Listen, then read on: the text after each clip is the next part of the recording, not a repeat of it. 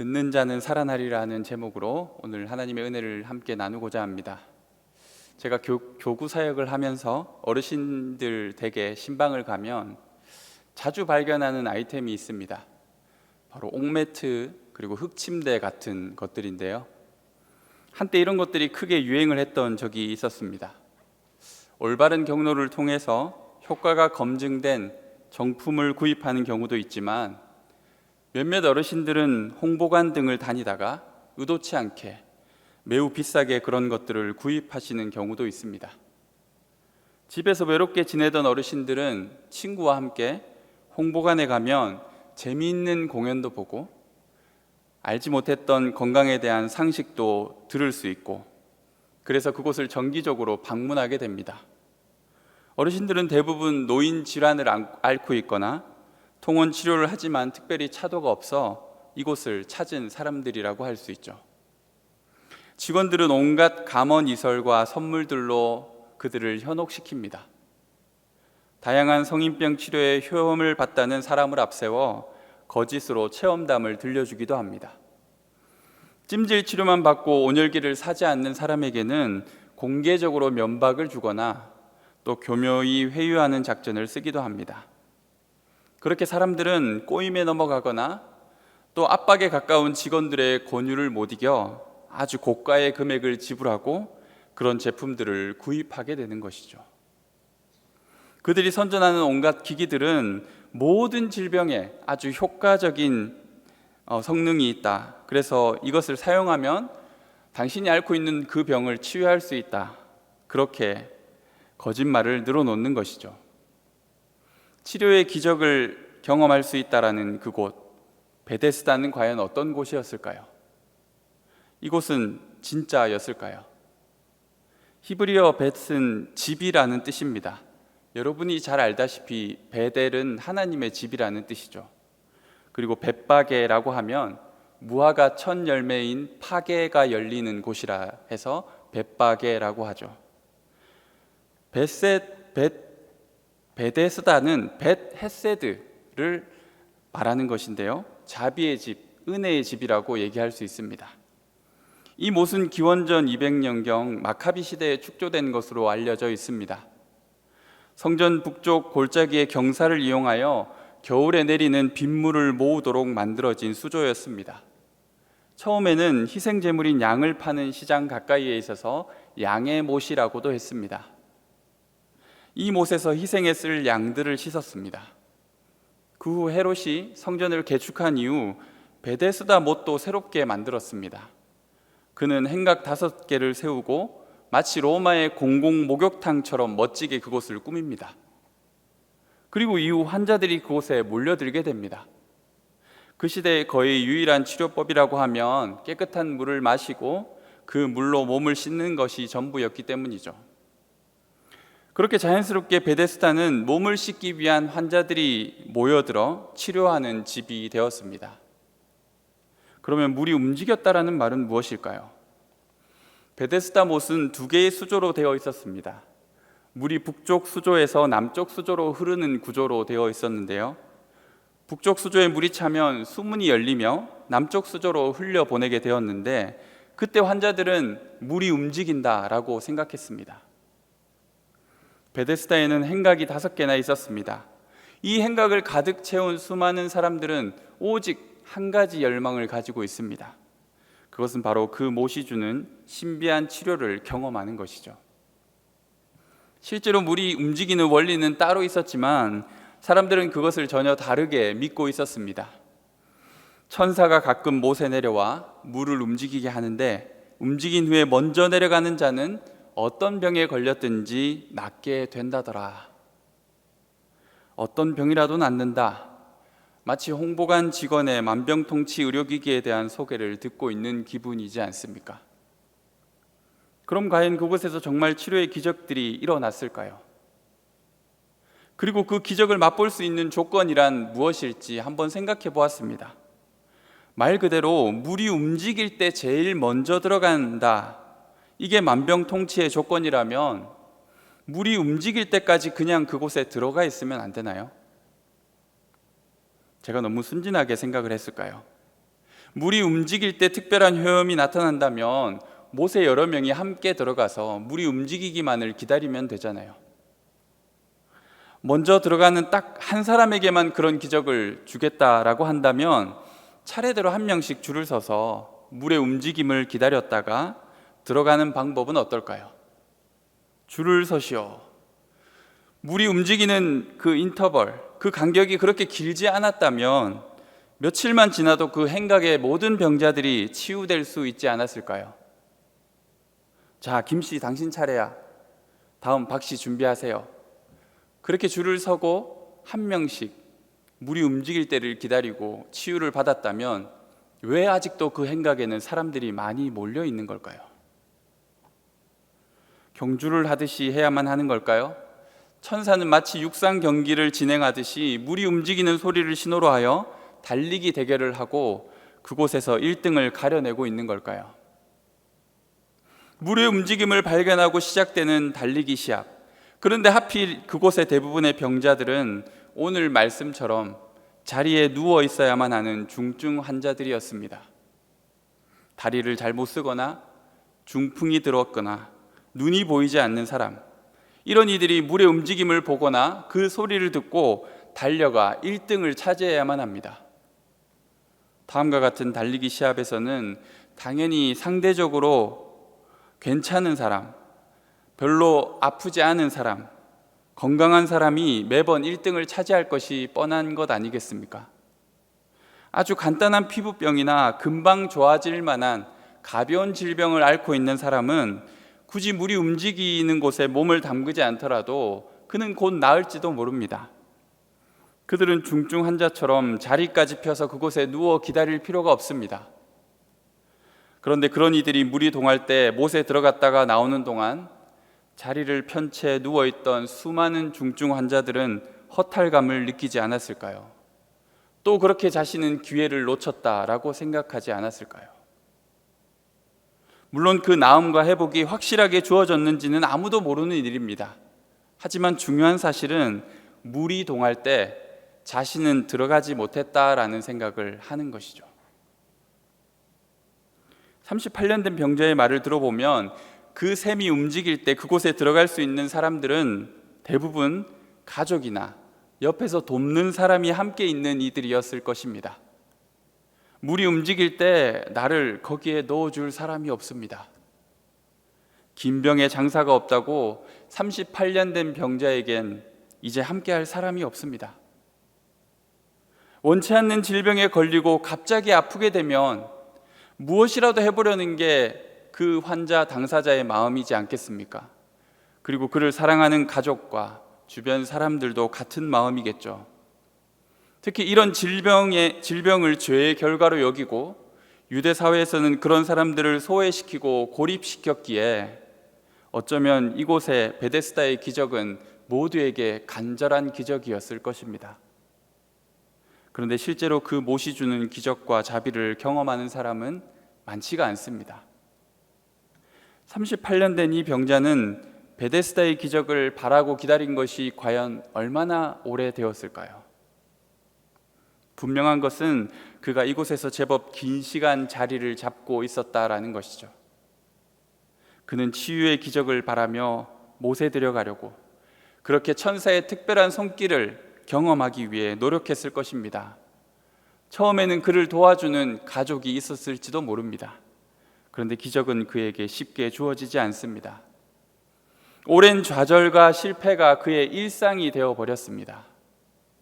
단지 그가 계속 되뇌이는 말은 누군가가 나를 도와서 저 물에 내려갈 수만 있다면, 나를 도와주던 그가 나를 떠나지 않았다면, 내가 이처럼 홀로 버려지지 않았다면, 이런 처량한 말들이었을지도 모릅니다. 그런 생각을 머릿속에서 하루에도 수십 번, 입술로도 되뇌이며 살았는지도 모릅니다. 그래서 정작 예수님이 자신에게 다가와 그에게 말을 걸 때에도 그는 예수님의 질문과 전혀 상관없는 말을 중얼거리고 있습니다. 나를 못에 넣어주는 사람이 없어 내가 가는 동안에 다른 사람이 먼저 내려갑니다. 6절 말씀입니다. 예수께서 그 누운 것을 보시고 병이 벌써 오래된 줄 아시고 이르시되 네가 낫고자 하느냐. 말씀에서 새롭게 다가온 것은 예수님이 그 누운 것을 보셨다라는 표현입니다. 예수님은 굳이 눈으로 보지 않으셔도 그가 어떤 상황에 처해 있는지 충분히 아실 만한 분 아니십니까? 그런데 예수님께서 두 눈으로 보시기에도 그가 얼마나 오랫동안 그곳에 있었는지 대번에 알 수 있었다는 말이죠. 아니, 그 누가 와서 보더라도 그 병자는 이미 그곳에 화석처럼 굳어 있었습니다. 익숙한 자신만의 자리, 변하지 않는 표정과 눈빛, 아주 편안하게 자리에 누워 지그시 베데스다 못의 움직임과 사람들의 행동을 관찰하고 있었겠죠. 그런 그는 이곳에 하루 이틀 있었던 사람이 아닙니다. 그는 이 베데스다의 형편을 보여주는 최고의 표본과도 같은 사람이었습니다. 사람은 적응의 동물이라고 하죠. 그도 처음 그 못을 찾았을 때에는 금방 치료를 받고 일상의 삶을 되찾는 것이 그의 최고 목표였을 것입니다. 낯설고 불편한 그곳을 하루라도 빨리 벗어나야겠다라는 생각뿐이었을 것입니다. 그런데 하루가 지나고 한 달이 지나고 그렇게 시간이 한정없이 흐르고 그에게 베데스다의 하루가 가장 익숙한 일상이 되어버렸습니다. 저는 처음에 이 본문을 보면서 왜 예수님께서 사람 복장 터지는 질문을 하고 계실까 이런 생각을 했습니다. 네가 낫고자 하느냐? 아니, 지금 제 꼴을 보고 그런 말을 하십니까? 놀리는 것도 아니고 무슨 질문이 그래요? 낫고 싶냐고요? 그런데 다시 보니 이 질문만큼 적절한 질문도 없습니다. 그에겐 반드시 이 질문이 필요한 상황입니다. 네가 정말 낫고 싶으냐? 터널 시야 효과라는 심리학 용어가 있습니다. 터널 속에 있는 사람은 나갈 출구만을 바라보며 계속 전진하는 것이죠. 그래서 주변을 보지 못하게 됩니다. 도박 중독자들에게는 도박에서 돈을 따는 것 같은 것이죠. 터널에 있을 동안에는 어떠한 것도 신경 쓸 필요가 없습니다. 밖에서 비가 오는지 밤이라 어두운지 상관할 필요가 없습니다. 하지만 터널을 벗어나는 순간 사람들은 더 많은 일에 신경을 써야만 합니다. 그래서 도박 중독자들은 도박에서 나오는 순간 삶과 직결된 많은 문제들이 엉망이 되었음을 깨닫고 다시 그러한 걱정이 없는 도박판으로 돌아가게 되는 것입니다. 낫고자 하는 마음으로 그곳을 찾았는데 이제는 천사의 기적에만 목을 매는 형편이 되었습니다. 그렇게 그는 아주 단순한 삶을 살아갑니다. 모든 인생의 문제의 원인도 그리고 그 책임도 그 기적의 혜택을 맛보지 못한 데에 돌리고 있는 것이죠. 38년이 어디 가벼운 시간이었겠습니까? 거의 제가 지금까지 살아온 시간의 길이에 맞먹습니다. 지금 수명으로는 거의 반평생 정도라고 볼 수 있겠지만 그 당시의 수명으로 생각해 본다면 이미 그는 자신의 기대 수명을 거의 다 채운지도 모릅니다. 중풍이라는 병을 그가 언제부터 알았는지 모르겠지만 태어나면서부터가 아니라고 친다면 그는 이미 나이도 제법 되었을 것입니다. 예수님보다도 나이가 많았겠죠. 지지해 줄 주변 사람도 없이 홀로 오랜 질병과 씨름하였고 혹여 그에게 기적이 주어져서 사회로 복귀하고 새로운 삶을 영위한다 하여도 그것은 마치 터널을 벗어나는 것만큼 두려운 일이 되어버렸습니다. 병이 1년, 2년일 때는 완전한 치유만이 목표였는지 모르겠지만 그 병과 38년, 거의 40년을 함께 지내다 보니 그것과 이별하여 다른 인생을 시작하는 것이 더 두려운 일이 되었을지도 모릅니다. 그는 그렇게 문제를 끌어안고 베데스다의 기적을 핑계 삼아 어제도 오늘도 그렇게 자리에 누워 있는 것이죠. 그런데 주님은 일어나라고 하십니다. 참 신기한 것은 그곳에 수많은 병자들이 있었을 텐데 주님은 딱 한 사람에게 집중하십니다. 그리고 그 중에서도 가장 가망이 없고 병이 낫더라도 일상으로의 회복이 무척 어려울 수밖에 없는 오래된 나이 많은 병자를 고치셨습니다. 창창한 나이에 갑자기 병이 들어 고생하고 있는 안타까운 어떤 사람, 그 병만 고치면 당장 원래 열심히 살았던 의미 있고 가치 있는 삶으로 복귀할 수 있을 것만 같은 그런 병자들도 분명히 있었을 텐데요. 38년 정도라면 그 사람도 웬만큼 적응했을 것이고 이제는 그냥 완치는 포기하고 그렇게 살아야 하지 않을까요? 지금 겨우 나아서 그가 무엇을 할 수 있겠어요? 그런데 주님은 그런 사람을 선택하셨습니다. 그리고 말씀하십니다. 일어나라. 일어나 걸으라. 이것은 단순히 치유가 중요한 문제가 아니라는 것을 말합니다. 치유의 효율성, 그 치유를 통해 무언가 갱생과 회복, 새로운 가능성이 펼쳐지는 것이 목표가 아닙니다. 이 기적은 다분히 주님의 의도가 담긴 하나의 표징과도 같은 것이죠. 5 행각은 로마식 목욕탕을 떠올리게 한다고 말씀드렸습니다. 아스클레피오스라는 그리스 의학의 신은 항상 맑은 물이 흐르는 곳에서 몸을 씻고 진흙 마사지를 받게 했습니다. 어쩌면 베데스다는 유대 사회에서 볼 수 없었던 가장 신식의 의료 현장이라고 할 수도 있습니다. 5 행각은 또 다르게 보자면 유대 사회를 지탱해주고 있었던 모세의 율법을 떠오르게 합니다. 토라라고 불리는 모세오경은 율법의 준수가 곧 치유의 비결이라고 가르쳐 줍니다. 반대로 질병의 원인은 율법을 어겼기 때문입니다. 그리스식의 신식 의료는 천사의 특별한 기적을 바라는 방법밖에 없습니다. 그것은 예측하기 어렵고 막막할 따름이죠. 종교 지도자들이 전해주는 율법의 교리는 칼같이 명확합니다. 그가 가진 질병은 그의 죄로 말미암은 것입니다. 베데스다에 있던 사람들은 질병이 대개 심각한 수준이었기에 그들은 하나님께 죄를 지어 저주를 받고 있는 것입니다. 예측하기 어려운 기적이라 할지라도 그것이 날 구원할 수만 있다면, 오히려 내 고통에 생채기를 내는 저주에도 불구하고 율법이 말하는 그 구원의 테두리에 들어가고 싶었던 수많은 사람들은 이 5 행각을 떠날 수가 없는 것이죠. 구원받기까지 그곳을 헤매고 있는 것이죠. 그런데 주님은 말씀하십니다. 자리를 치워라. 이곳을 떠나자. 내 말을 들어라. 일어나 걸어라. 너는 내 음성을 들으면 된다. 일어나 걸어라. 예수님은 그냥 그를 낫게 하시면 될 텐데 굳이 자리를 들고 걸어가라고 하셨습니다. 예수님께서 그게 안식일을 어기는 일인 줄 모르셨을까요? 그리고 그 치유 사건을 벌이고 있던 날이 안식일인 줄 예수님이 인식하지 못했을까요? 다 알고 계셨죠. 그런데 굳이 주님은 안식일에 치유를 행하실 뿐만 아니라 고침받는 그에게 자리를 들고 걸어가라고 명령하십니다. 예수님은 이 5 행각의 모순을 유대인들에게 그대로 돌려주고 있는 것입니다.